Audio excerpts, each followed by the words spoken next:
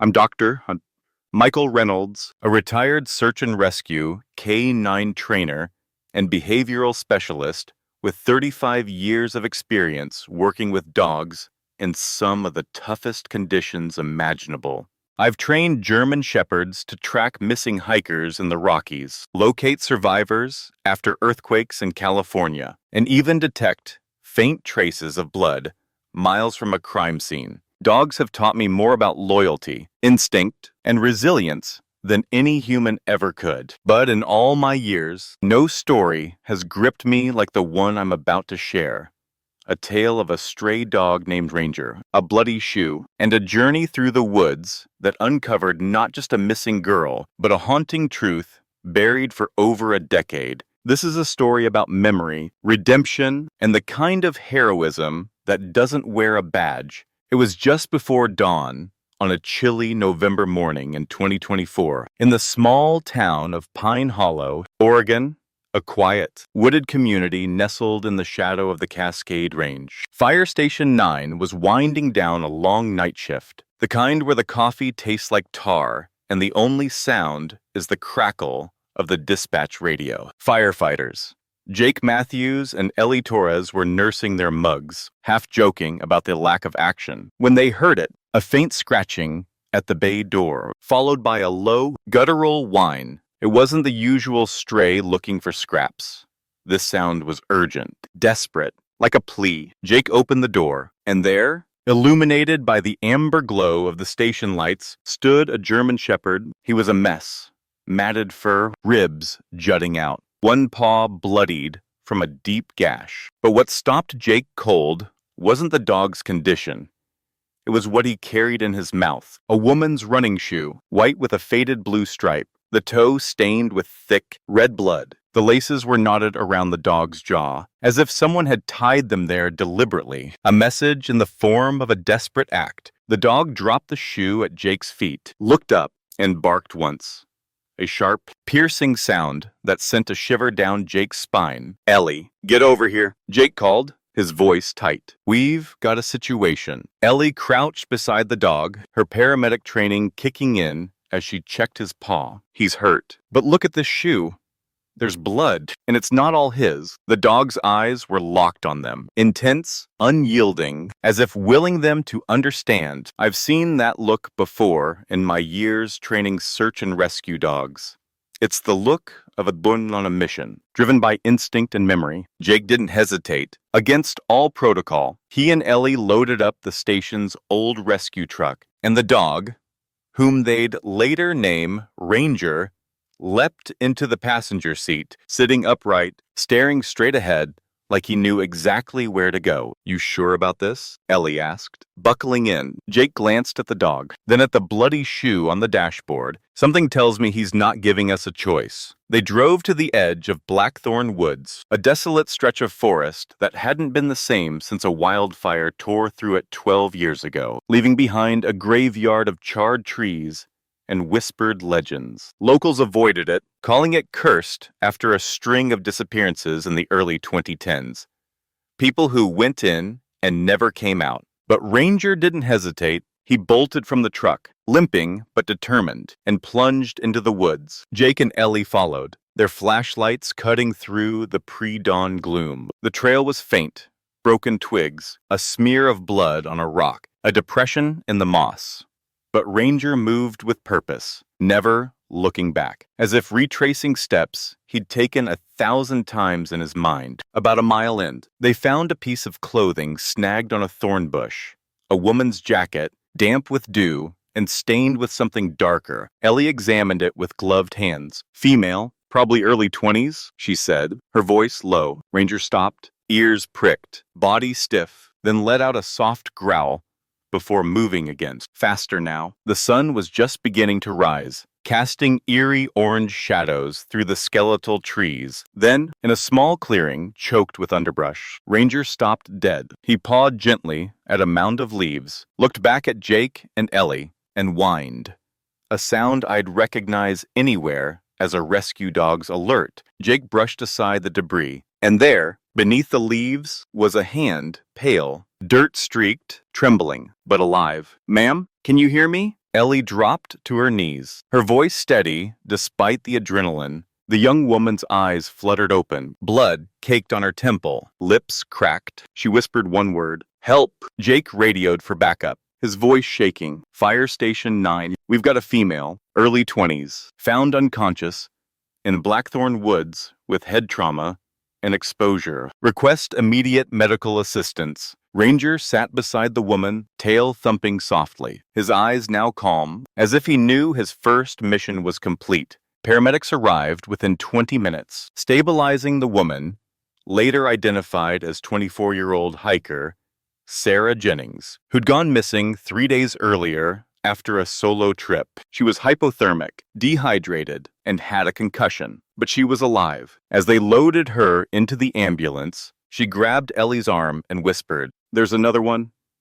Deeper in. Jake and Ellie exchanged a glance. "Another one?" Ellie asked. Sarah nodded weakly before passing out. Ranger, who had been watching the ambulance, stood, turned, and began walking back into the woods, his limp more pronounced, but his determination unshaken. "You think we follow?" Ellie asked. Jake didn't hesitate. He hasn't been wrong yet. They plunged deeper into Blackthorn Woods, following a stray dog into a place that hadn't seen human footprints in years, unaware of the darkness they were about to uncover. The deeper they went, the quieter it got. No birds, no wind, just the crunch of their boots and Ranger's soft steps ahead. The radio crackled with static, the signal fading. "We're off the grid," Ellie said, checking her phone. No bars. Jake looked at Ranger, still moving with relentless focus. "We're not blind. We've got him." After what felt like hours, but was closer to 30 minutes, Ranger paused near a crumbling stone wall, nose in the air. He sniffed twice, turned sharply right, and pushed through a thicket of brambles. Jake and Ellie followed, thorns snagging at their jackets, until they reached a clearing, and what they saw stopped them cold. It was an old hunting cabin, barely standing, the wood gray with rot, the roof half caved in. The door was ajar, fresh scratches marking the frame, as if something or someone had clawed their way out. Ranger sat by the entrance and let out a low, mournful whine, not fear, but grief. I've trained enough dogs to know that sound. It's the sound of a dog who's found the end of a long, painful journey. Jake pushed the door open, the creak echoing in the stillness. Inside, the air was stale, thick with the smell of decay, iron, rot, and something human. The room was sparse. A rusted chair bolted to the floor, a pile of ropes in the corner, and on the ground, a child's sneaker, pink with a unicorn print, smeared with blood. Ranger stepped forward, nudged the shoe gently, and looked up at them, his eyes heavy with urgency. "There's another victim," Jake whispered, his voice barely audible. "A kid?" Before they could process it, Ranger stiffened, ears pricked toward the back of the cabin. He growled, a deep, primal sound that wasn't fear but fury, and bolted out the door. Jake and Ellie scrambled after him, dodging fallen beams and tangled vines as Ranger raced around the cabin and deeper into the woods. He wasn't running aimlessly. He was tracking, hunting something or someone. "Where's he taking us?" Ellie panted, struggling to keep up. Jake didn't answer, but he knew Ranger wasn't done. The trail led to a narrow ravine, the ground slick with mud and fallen leaves. Ranger bounded down the slope, his injured paw leaving faint bloody prints. Halfway down, Ellie slipped, her arms flailing, but Ranger turned back, grabbing her sleeve with his teeth and holding her steady until she regained her footing. When she reached the bottom, she looked at him, panting, his eyes fierce but protective. "You're not just a stray," she said softly. "You're a guardian." At the bottom of the ravine, a small clearing opened up, dark and sheltered by overhanging branches. In the center, tied to a tree with fraying rope, was a girl, maybe 9 years old, barefoot, her face pale, eyes wide with terror. Standing over her was a man, wiry and disheveled, in a tattered jacket, holding a hunting knife. He hadn't seen them yet. His focus on the girl, muttering something under his breath. Ranger growled, loud and furious, and the man spun around, his eyes wild. Jake drew his service weapon, his voice steady despite the adrenaline. "Hands where I can see them." Now, the man froze, the knife still in his hand. Ranger inched forward, teeth bared, ready to strike. Ellie rushed to the girl, pulling a pocket knife from her belt and sawing through the rope. The man's hand twitched, and that's when Ranger lunged. A blur of fur and fury, hitting the man square in the chest and sending him sprawling. The knife flew from his hand, skittering across the dirt. Jake kicked it away and pinned the man down, cuffing him as he shouted, "Don't move." Ellie freed the girl, pulling her into her arms. "Sweetheart, you're safe now. You're safe." The girl clung to her, sobbing. As Ranger limped over, blood seeping from his paw again, he pressed his head gently into the girl's side and let out a soft whimper. Not of pain, but of relief. They had found her. The girl's name was Mia Harper, 9 years old. Reported missing 5 days earlier from a neighboring town, she'd been taken while walking home from a friend's house, her disappearance sparking a massive search that had turned up nothing. Until now, the man was identified as Daniel Reese, a 45-year-old drifter with a history of petty crimes and a prior arrest for abduction 15 years ago. He'd been living off the grid in Blackthorn Woods, using the abandoned cabin as a hideout. But the story didn't end with Mia's rescue. As they waited for backup, Ranger sat beside Mia, his presence calming her, even as paramedics treated her scrapes and dehydration. She whispered to Ellie, "He said someone would come.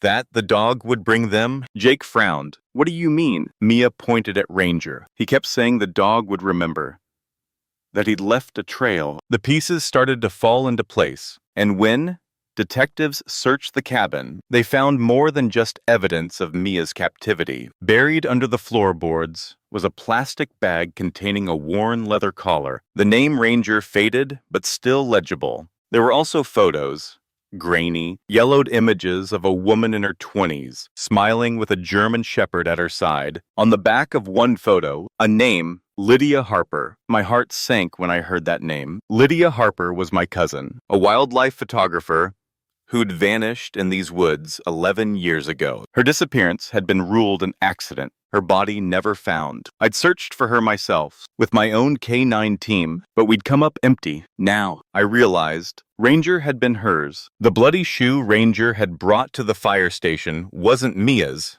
It was Lydia's, preserved in the woods for over a decade, a relic of a tragedy Ranger had witnessed and never forgotten. Detectives pieced together the story. Daniel Reese had been obsessed with Lydia, a former neighbor who'd rejected him. He'd lured her into the woods under the pretense of showing her a rare bird nesting site, then attacked her. Ranger, her loyal companion, had fought to protect her, but he couldn't save her. Reese had buried Lydia in a shallow grave near the ravine, assuming no one would ever find her. Ranger escaped, but he never left the woods, surviving on his own for 11 years, waiting for a chance to lead someone back to the truth. When Reese abducted Mia, Ranger saw history repeating itself. He couldn't save Lydia, but he could save Mia. He found one of Lydia's old shoes, still buried near her grave, and dragged it to the fire station.